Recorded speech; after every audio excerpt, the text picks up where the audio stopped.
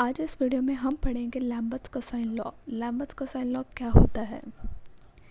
जब किसी light source से किसी भी सरफेस पर इल्यूमिनेशन प्रोड्यूस होता है तो वो डायरेक्टली प्रोपोर्शनल होता है एंगल के कोसाइन के इक्वल। इस लॉ को हम कोसाइन एमिशन लॉ और लैम्बर्ट्स एमिशन लॉ भी बोलते हैं। फॉर एग्जाम्पल, मान लीजिए ये हमारे पास क्या है, एक सरफेस है ए पी। ये हमारा एक लाइट सोर्स है एस। सपोज इस सोर्स से इस पॉइंट बी पर इल्यूमिनेशन प्रोड्यूस हो रहा है और इस सोर्स से और इस पॉइंट बी का जो डिस्टेंस है वो है डी। ये सोर्स का इस ए पॉइंट से डिस्टेंस है एच। इस सरफेस का ये है एक नॉर्मल। सोर्स लाइट से ये जो इल्यूमिनेंस निकल रहा है और ये जो सरफेस का नॉर्मल है, इसके बीच का ये जो एंगल है that is angle theta. So Lambert's cosine law क्या कहता है? जब किसी सोर्स से किसी सरफेस पर इल्यूमिनेंस प्रोड्यूस होता है तो वो डायरेक्टली प्रोपोर्शनल होता है कोसाइन ऑफ एंगल के, यानी E is directly proportional to cos of theta. ये जो थीटा है ये क्या है? इंसिडेंट रे और नॉर्मल के बीच में एंगल। ओके, अब मैं आपको एक और एग्जांपल के थ्रू इसको समझाती हूँ। सपोज हमारे पास ये क्या है, एक सरफेस है, ये है सरफेस का नॉर्मल।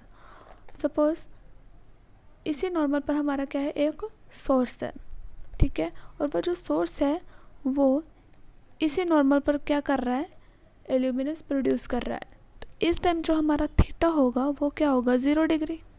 ठीक है, अभी हमने क्या पढ़ा, E is directly proportional to cos theta. Cos 0 degree, theta हमारा क्या है 0, कॉस 0 कितना होता है 1, तो E हमारा कितना हुआ 1।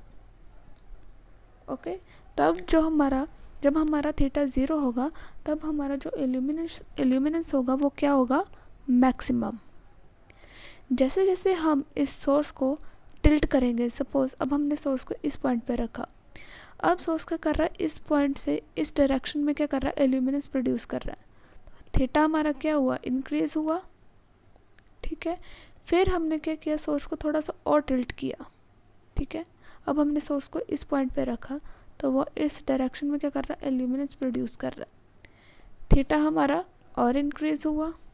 ठीक है, एक पॉइंट ऐसा आएगा जब हमारा जो सोर्स होगा, पॉइंट सोर्स होगा, वो सरफेस के इस पॉइंट पर होगा।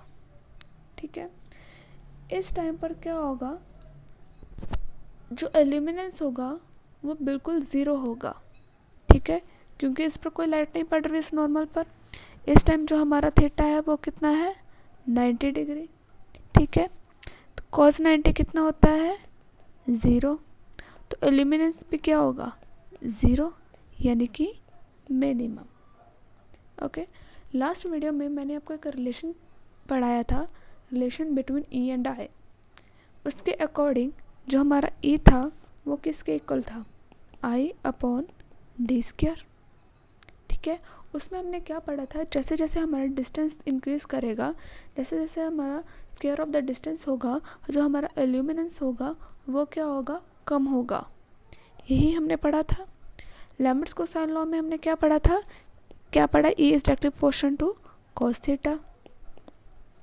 जब हम इन दोनों को कंबाइन करेंगे, ठीक है, तो हमारा रिजल्ट क्या आएगा, E is equal to I/d² cos theta.